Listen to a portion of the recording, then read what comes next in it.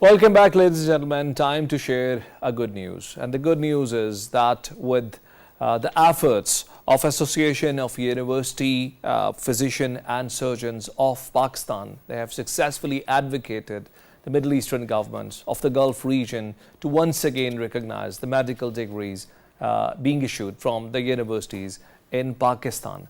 This has been a massive development because back in 2017, the delisting of Pakistan's MS, MD and MDS degrees had sent shockwaves in the entire academic circles of the country. And this has caused many problems in the past for Pakistan's. With the backing of Higher Education Commission, this development has taken place with the support of Association of University Physicians and Surgeon. And to join me on this very pertinent development, my guest in the studio is the Secretary General of Association of University Physician and Surgeon, Dr. Asadur Mirza Saab. Welcome to the show. Thank you very much. So tell us about the background of this development when it took place back in 2017 when this delisting process took place. Yes, actually, before throwing some facts over this issue, Pakistan postgraduate medical fraternity comprises of over 45,000 doctors who have specialized in various clinical domains.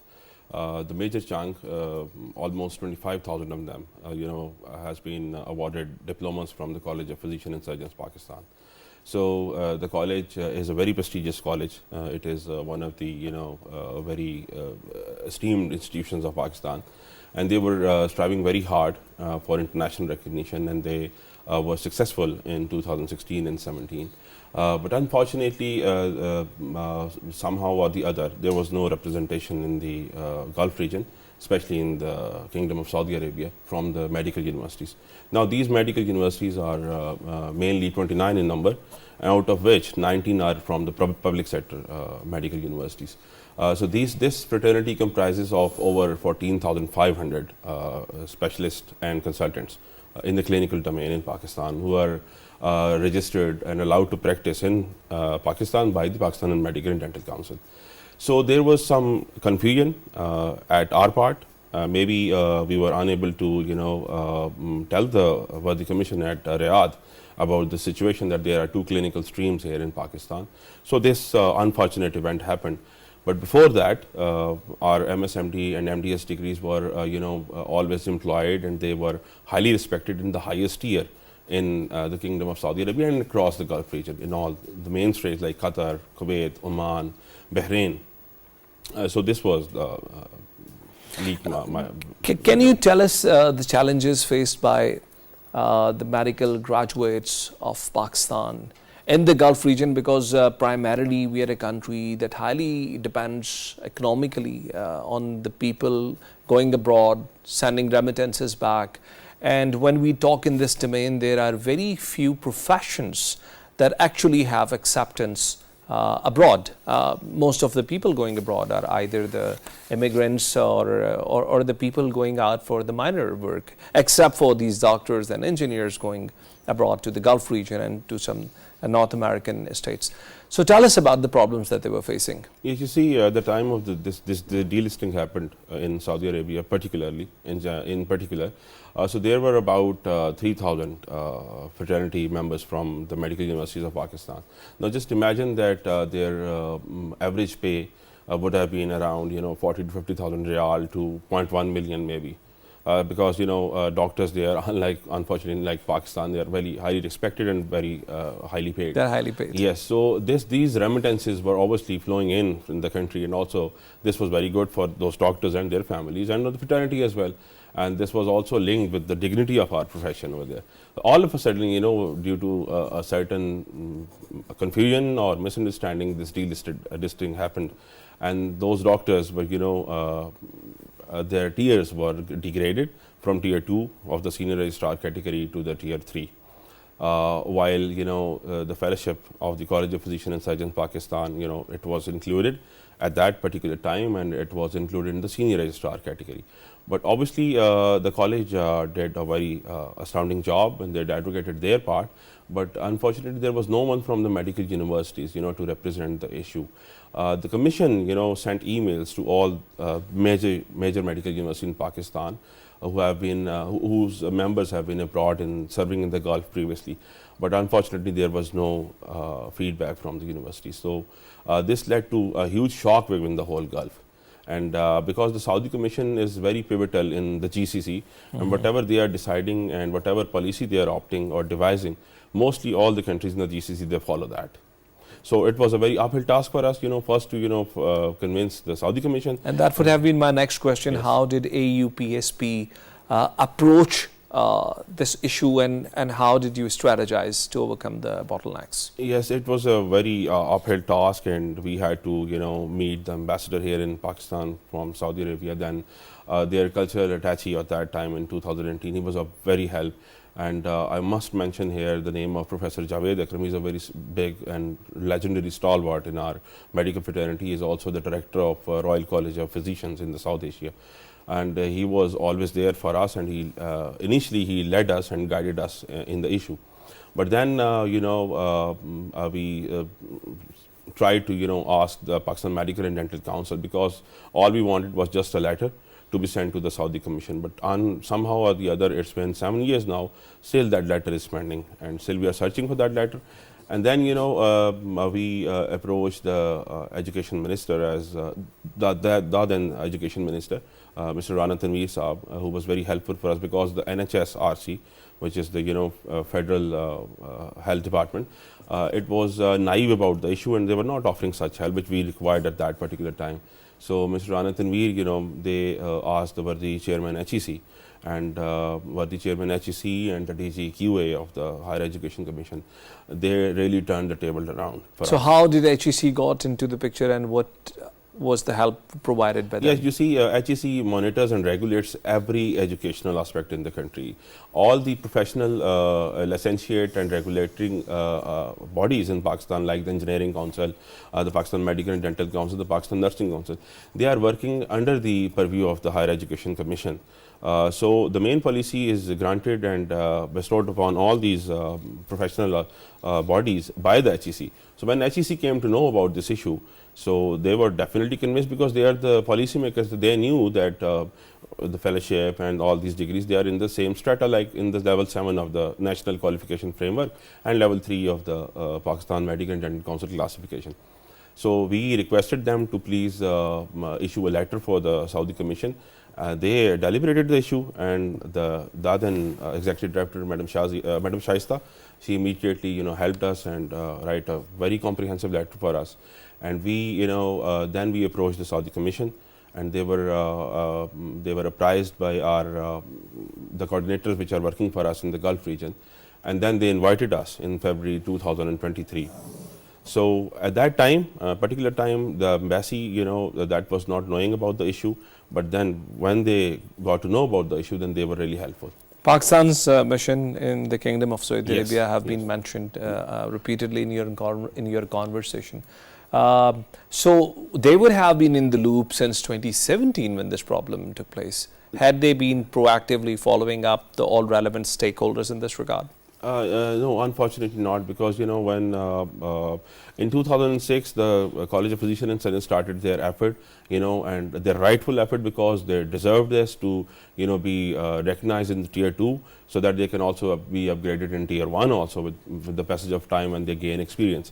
But our ambassador at that time, he was not knowing about the issue, and he went with the delegation, and they were advocating about just for the College of Physicians and Surgeons. And there was no one to represent the 29 medical universities of Pakistan.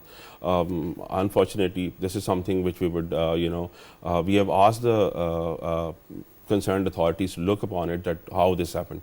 But then when the embassy came to know about this issue, then I must mention the name of Mr. Fayaz Khan, who was the first Undersecretary of the ambassador, and Ms. M. Nadeem, who was very helpful in this issue, and they were continuously in touch with the Saudi Commission. It was a very tough job, because to get a policy change in Saudi Arabia, it's very difficult. So it was a very tough job, and they asked us about many things, many documentations. They asked about like each and everything, and to gather that data from 29 different universities, who's each having a different leader with a different mindset, a different vice chancellor, different bureaucratic hierarchy. It was a very difficult. It took us 6 months after the February 2023 meeting to just compile the data which was required by the Saudi Commission. So we presented our facts. We were welcomed over there, and we presented our issue at length. And they were really, welcoming, and they told us right there and right then that we will do it, but we would have to provide some documents. So the follow-up was done with multiple online meetings at the Higher Education Commission, led by the DGQA himself. And ultimately, a few days ago, the Saudi Commission apprised us and intimated us, and they have shared their notification as well, that they have, given the Senior Registrar Category to our medicine and light categories and our dental postgraduate dentistry.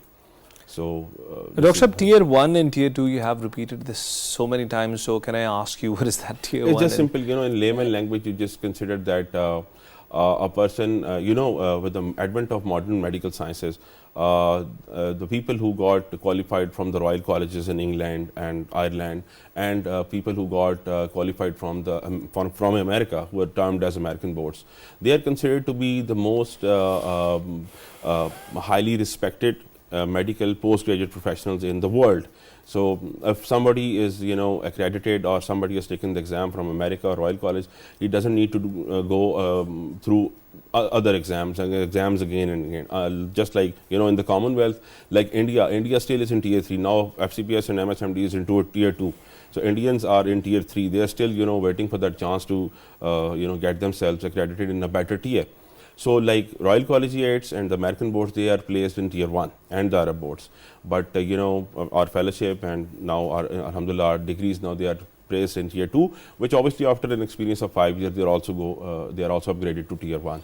Dr. You just mentioned India, and that reminds me that over the last many years, India has not only developed its tourism industry, but has also developed its medical tourism, which means that people from around the world are coming to India, not only realizing that India is offering better standard of medical services, but also on cheaper rates. Have this thought been popular in Pakistan's medical fraternity as well? Are we on pathway of accomplishing, because we already have people coming to us from Afghanistan and some other countries. I've seen in Balochistan people are coming from Iran as well to get better medical facilities. Are we planning anything like that in Pakistan as well? You see, this is a very comprehensive question you just asked me. You see, there is no comparison in between India and Pakistan when we are talking about the medical fraternity and healthcare delivery. You see, Pakistan is a very small country with a small population. But when you will ask me about the skills, and the skills of our physicians and skills of our surgeons and the facilities we are using, whether or not that is in line with international modern standards, I would definitely tell you that one of our surgeons from these same universities, he was the pioneer in installing the gamma knife machinery in Karachi. And now he's serving in Kuwait, mashallah. So he's head of the department over there. So now he's teaching Indians over there. So this is not the thing, but yes, India is a very big country, and it is responsible to produce the biggest human resource in the medical world.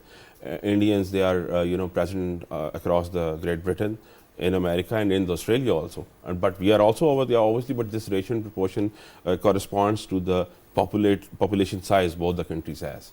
Dr. having advantage of your presence in the show, I would want you to give a message to the young people who are thinking to join the medical field in the future, because in our country 99% of the girls, when they get to the school, their mothers want them to be doctors, and so there are many boys as well who would, the toppers of the class would always want to go to the medical profession.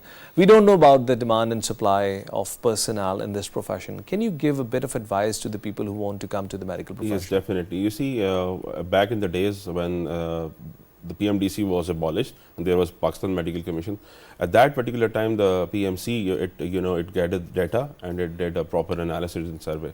At that time, PMC apprised every community member that we are still 150,000 consultants short when we are going to talk about the 150,000 consultant, the specialist doctor, not those doctors who have just done MBBS. The specialists are short. Yes, the specialists are short. And this was the data you see which was shared by the Pakistan Medical Commission.